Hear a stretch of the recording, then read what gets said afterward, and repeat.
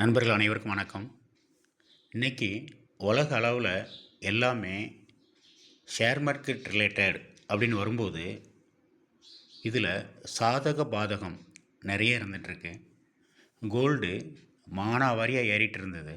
Silver அதே போல் தான் ரொம்ப ரொம்ப அதிகமாக ஏறிட்டு இருந்தது.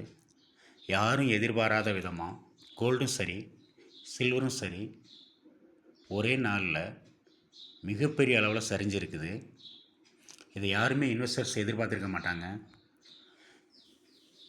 இது பொதுவாக எல்லா இடத்துலையும் நடக்கக்கூடியது தான்.